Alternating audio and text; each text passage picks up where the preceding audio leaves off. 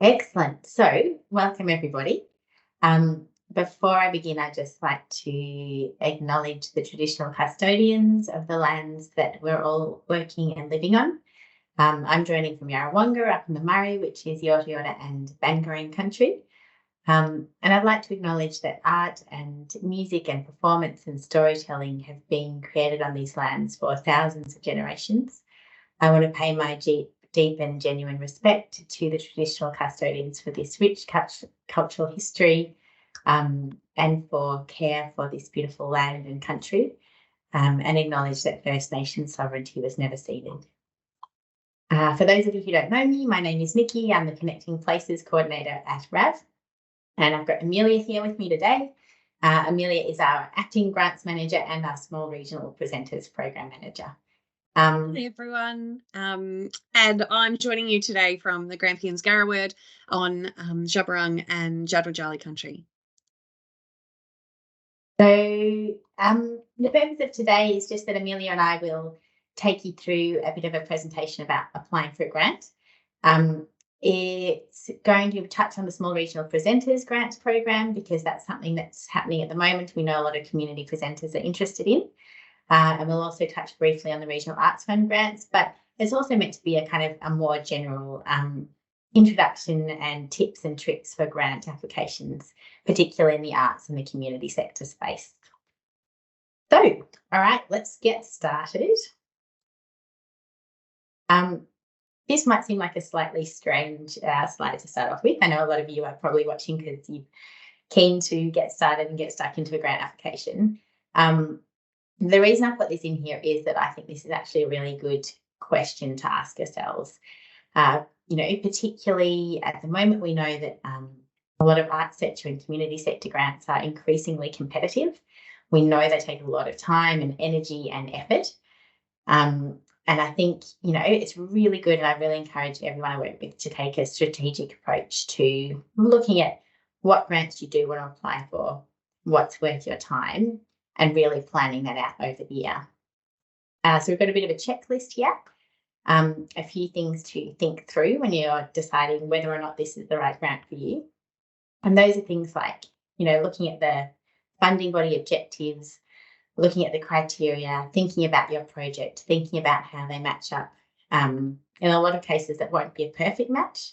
And that's when you need to think about whether you're willing to modify or adapt your project to kind of meet the aims and intentions of the grant.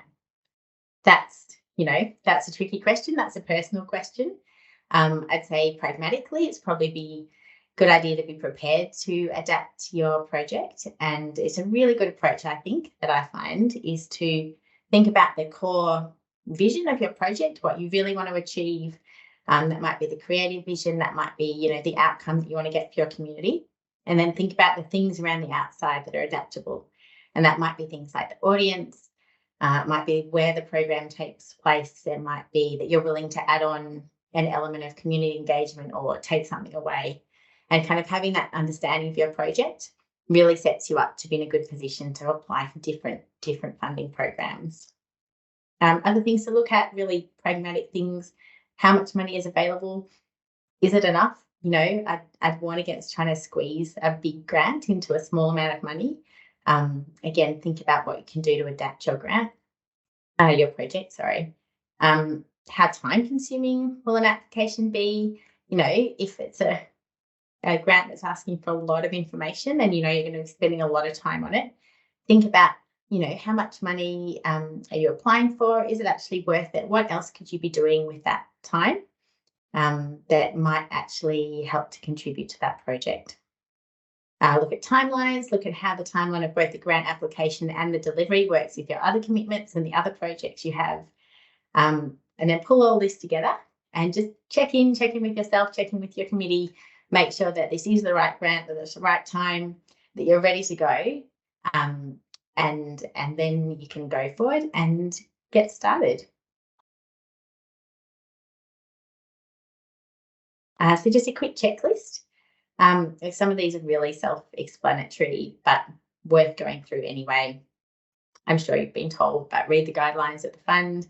Make sure you're familiar with all the information that the funding body has made available. Check your eligibility. Again, it sounds simple, but actually sometimes there is a grey area with eligibility, and it's always worth double checking before you put any time and energy into applying for a grant. If you're not sure, call someone and ask. Double check the dates of the fund. I suggest registering from the grant application platform early. So if you're applying for small regional presenters, make sure you're registered for the Smarty Grants platform right from the beginning. Start on a draft submission and ideally work offline and keep saving as you go. As you're doing all this, make a note of any questions, and then if the funding body has a contact number available, then it's always good to book a time to chat with someone. So in the case of RAV grants for small regional presenters, we have Amelia, who can answer questions about that fund. With the Regional Arts Fund, we have our amazing advisors there as well. We did find last year with small regional presenters that the applicants that made a time to chat to the program manager were actually had a higher likelihood of success. So it's always worth having that conversation. Collate your support material early.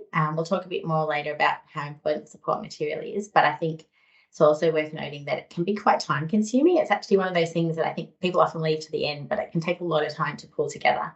So thinking about what you might need or want to add. In some cases, you're required to put things in like quotes. In other cases, you might want to add things like letters of support.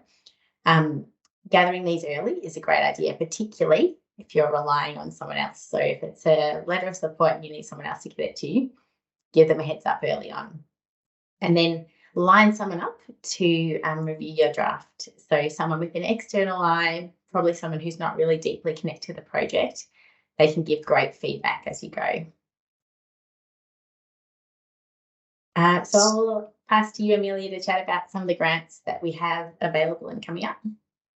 So the grants available vary throughout the year. Through the Regional Arts Fund, we have the project grants. These are available twice per year and are available for up to $30,000 per grant. Then conversely to that, we have the quick response grants. These ones are open every month from February to November and are open for $3,000 for individuals and $5,000 for organisations. The quick response grants, it's important to remember, are about projects that must happen within a short period of time. So it's very important to remember that when you put in an application for those, it is far more favourable for an activity that is happening in a short period of time than something that is, say, happening in 3 months. That would be better funded by a later grant round. So also we have the Small Regional Presenters Program, which opens on the 13th of September. This one is a once per year grant, and it's for activity that is after the 1st of January 2024. There is up to $15,000 available. And it's really important with this one to read through the guidelines of which small regional presenters are eligible for this one. And as Nikki was saying, book in to make time to chat with me or with one of your regional area managers if you have something around the quick response grants, so that we can talk to you through what's best for your application, what will strengthen your application, and very much so around the eligibility criteria and the dates. Both those are extremely important and are often things people think that they've got down, and then the grant comes through and it turns out to be ineligible. It's very, very important to make sure you're actually eligible. Amazing. Thanks, Amelia. So assuming that you are eligible, that you do want to apply, that you've found a grant that you want to apply for, how do you begin drafting your application? And look, this is, this is a personal thing again, where you start and how you start.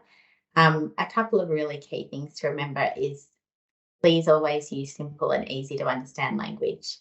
Remember that in most cases you'll be being assessed by a panel of your peers, and they really just want to clearly be able to understand what your project is, why you want to do it, and the kind of impact that it's going to have. So there's no need to use jargon or academic language in a grant application. Another important thing to remember as you're drafting is please assume that the assessors do not know who you are or what you do. So even if you have a great relationship with the funding body, if you have a really good contact with a project officer, they've worked with you for 10 years, they know that you do amazing things. The assessors, as we said, in most cases will be an independent panel, and they might not know you. They might be from a totally different area in the state, and they might work in a different art form. So it's really, really essential that you start from the basics in your application and make sure that they've got all the information they need to make an assessment on your project in that form. And that includes supporting material. That's where supporting material can be increased, like extra valuable, because it can really help to give a sense of, work that you've done previously or what you're planning to do this time. Then I would always suggest starting an application for a project grant with a bit of a project plan.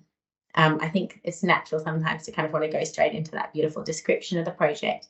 But I actually think taking it back to the planning stage can help to keep things really clear in your mind. So that means breaking down your project into activities and answering these questions for each task or each activity. So who's going to do it? What is it? When's it going to happen? Where's it going to happen? How much time, resources, money is it going to take? And once all of that is clear, that's when you can drill down and elaborate on why you want to do this project, what impact it's going to have. In some cases, grant applications will actually ask you to attach a project plan or have a project plan template.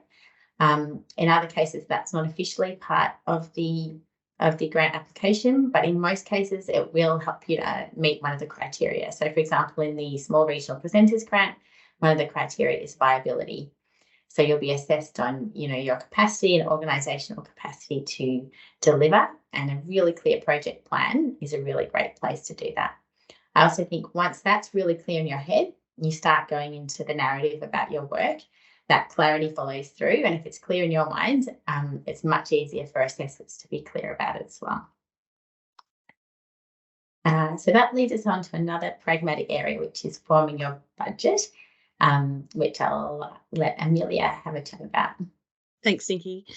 So for this one, it's important to list all of your sources of income, pardon me, but also especially to think about the in-kind items of your budget that might contribute, and in some cases might assist you in having your application move to a better level.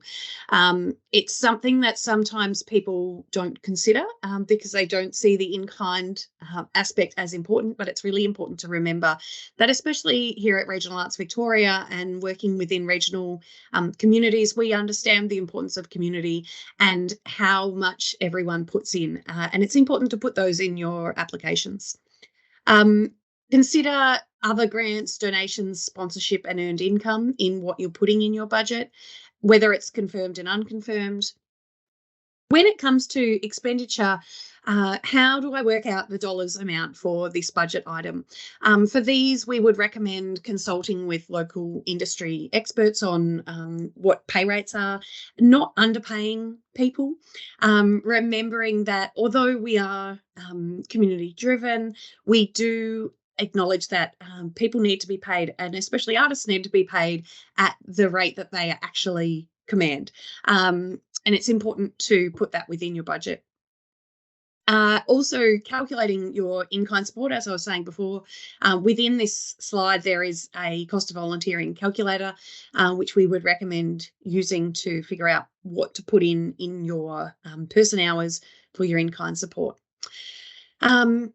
Remember to keep your budget manageable, but also remember that not to try to squeeze things into a small amount of money, that as much as we do check when things are assessed how much things cost, you do need to allow enough for it to actually progress. Not allowing enough makes your application less competitive. Next slide, if you could, Nikki. Thank you. So make sure all your requested items are eligible. So for instance, with this putting in things that are for gifts or are for competition payments or anything like that aren't eligible. And quite often we see this in grant applications, and people haven't quite clearly understood what is eligible within a budget. They've looked at the eligibility criteria, but not at the eligibility of a budget. So it's important to remember that. As I said before, ensuring an equitable rate of pay for artists and arts workers, and not diminishing the rate of pay that needs to be paid for them. Sourcing relevant quotes if needed really assists your application moving forward when assessors are reviewing the materials. If they can see that you have already done the research into how much and who the costs will come from, it's more likely to move your application to a higher level. Plan and cost each activity systematically. Make sure that you've made a list of all of those things and that you include those plans within your support materials. Consider anything that is in kind. If it is that the hall doesn't need to have its own fee, as it's a volunteer hall, consider the fact that that is still a community resource and that that can be put within your budget as an in-kind contribution. Consider other sources of income from sponsorship, fundraising, donations, or other grants. Contact your local council and discuss with them things, especially in regards to small regional presenters, that might work for your budget or that they might be able to assist with in terms of in-kind contributions. And ensure your budget is balanced. Your cash expenditure needs to equal zero. All of this is calculated within the tool in our Smarty Grants program, but it's important that you pay attention, that you have come down to a zero, and that everything lines up carefully. Over to you, Nikki. Thank you. And I think that's a really good point about not trying to squeeze a large project into a small amount of funding. And I'd say, I think in some cases, it's really important to just check in and maybe see if you want to kind of pare back your project a little bit. You always have to meet the criteria, but I think it can be so easy to get caught up in trying to do a perfect grant application and adding elements here and making sure that you're, giving something the assessors can't turn down. But just don't forget, you have to deliver it at the other end. And I've seen people actually get quite stressed and exhausted trying to deliver on something that's just too big for the money and resources available. So it's always worth checking in at the end of that budgeting process to just make sure it feels like a project that you're ready and able to deliver. So this next slide is about working with First Nations artists. And this is a really important one. This is something that came up with the Small Regional Presenters grant last year. So essentially, it's really important to understand the basics of cultural safety. That's working with First Nations artists, but also just making sure that any project you're delivering is welcoming to local First Nations communities as well, and that people do feel safe participating in or attending that project or event. So there's a couple of great links here, and we'll make sure these links are all on the website that you can access as well. The Victorian Government's Aboriginal and Torres Strait Islander Cultural Safety Guide and the Australia Council Protocols for Working with Indigenous Artists. If you are actually working with First Nations artists as part of your project, then assessors will really want to see that you have done a few key things to make sure that you are covering off cultural safety and that you're following these protocols. So particularly if you are looking at programming touring First Nations artists, it's really important to contact the local traditional owner group to make sure that they are informed and aware of the show that's touring in, or the artist that you're working with, or the project that you're delivering. We know that in some cases that can be trickier than others. Some cases you might be on country that's actually contested, or you might not have a clear understanding of who you need to contact. A great starting place is to go to the local shire and ask for their contact. But also, make sure you're connecting with local First Nations elders, community groups, community members, and that they're aware of the project that you're doing and that they're involved and that they're able to have their input. In the case of a grant application, assessors will actually want to see evidence of this too. So think about making sure that you've got letters of support, documentation of emails, or conversations, obviously, with the understanding and agreement of the people involved. The next slide is also something that came up a lot with with the small regional presenters applications last year. And that is the importance of audience development, and that's a big thing that the projects get assessed against. But it also comes up in a lot of community and arts grants, and it might not be called audience development; it might be called community engagement, or it might be called community benefit. But you'll find that a criteria around that is central to a lot of grants.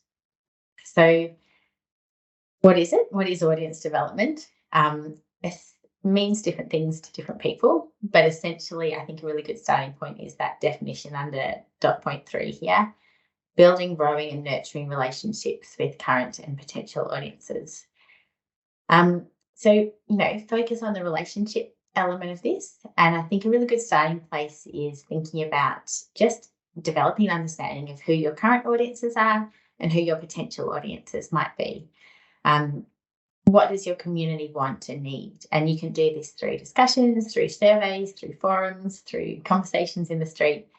And then it's about providing, I guess, extra ways into what you offer.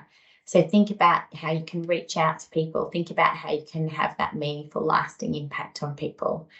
Think about how you can create social connections through the project that you're doing. And you can kind of think creatively about how you might reach out. It might be connecting with community partners who have people that, don't always engage with your programs, but you might want to reach out to.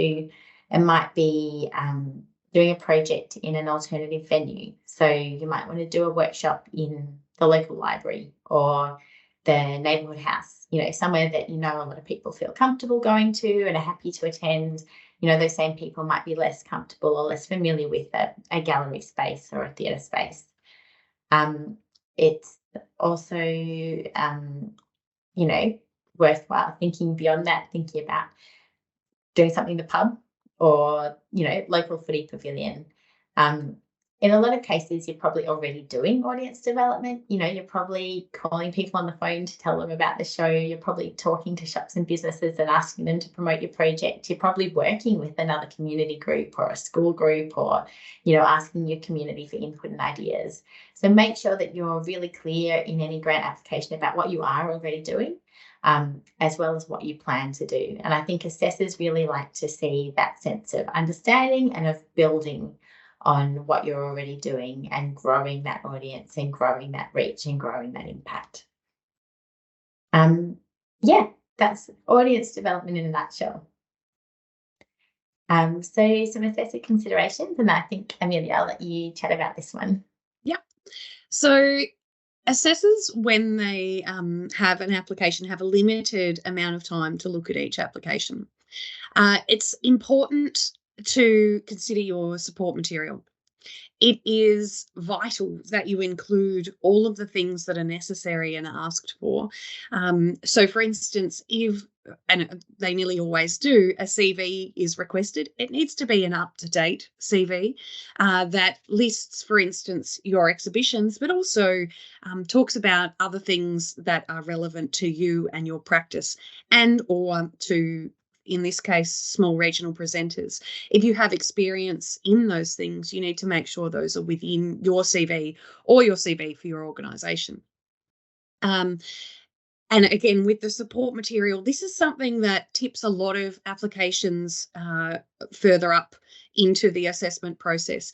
If the assessor can be clear and can understand what is happening within the grant and can see that the research has been done, it is more likely to proceed to a higher level of assessment.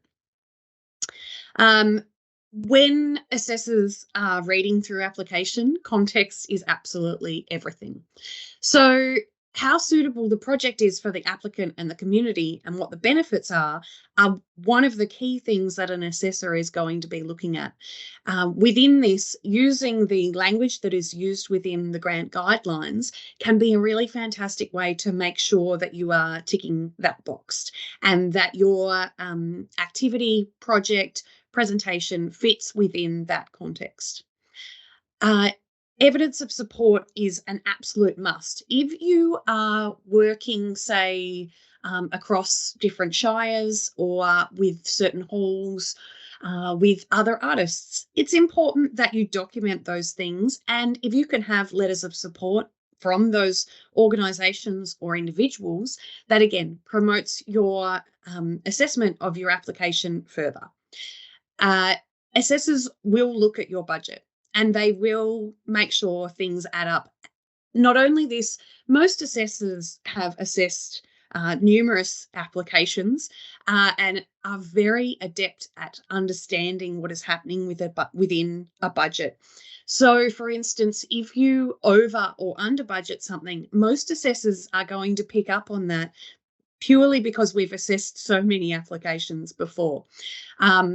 As I've worked particularly as an assessor on other programs and outside of Regional Arts Victoria, and having assessed thousands of applications now, it's one of the things that if the budget doesn't sit right with the assessor and there isn't evidence of how those costs are actually being taken into account and managed, it will make your application less appealing.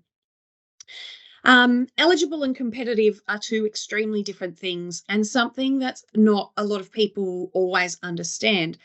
Although your application may be eligible for whichever grant it is you're going for, it may not be as competitive as others. It's also important to remember in this case not to be disheartened by not getting a grant. With a lot of these, especially with the quick response grants, you can reapply for some of these ones. It's important to remember that even professional grant writers don't get every single grant that they go for. As individuals writing grants who may not have experience in this area, it's important not to get disheartened and to actually keep applying, and also to ask for feedback in this area if you feel comfortable doing that, so that you can further increase your chances later on if you choose to apply again, which I would personally highly encourage most people to do as an assessor, but also as a grant writer outside of my job here at Regional Arts Victoria. I also have rejection letters and I do it as a professional. It's really important, and I cannot stress enough how often even professionals will be rejected from a grant. It doesn't mean it's a bad grant. It just means it's probably not as competitive as others. And that's where it's important to ask for that feedback. If we could go to the next one, please, Nikki. So successful application trends change a little bit for each different grant and change every year. But some of the key things here is that if you can demonstrate previous success in delivering projects of similar size and scope, in terms of the small regional presenters, this is really, really important. However, of course, we are also very cautious and understanding that there are areas of the state that haven't had these kinds of experience before. So if you can provide experience, say, in another area that shows that you are capable of delivering a project, even insofar as if you built your own house and you can say, this is something I had project managed experience in, that is just as important as someone who has a lot of experience in the field. Having confirmed artists, community, businesses, and involvement with evidence, putting that evidence and those letters of support into your support materials. Although it's easy to forget sometimes that you know these people, and so you've already taken that into account, those things that are confirmed. It's important for the assessor to know those things.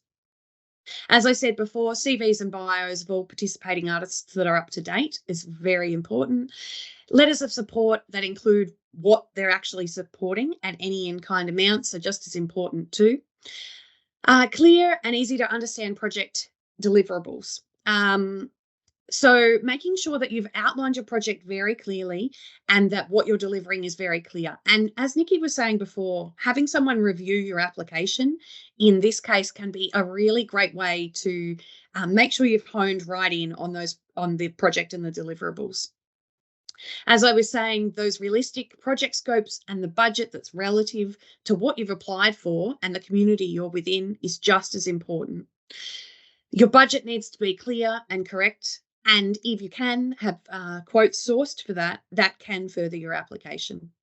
If you have testimonial from specific communities or other individuals that you've worked with or that your group has worked with, those testimonials can also assist in moving your application further up.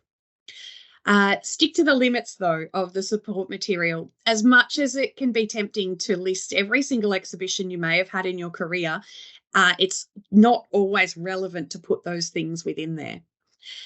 Make it easy for the assessor.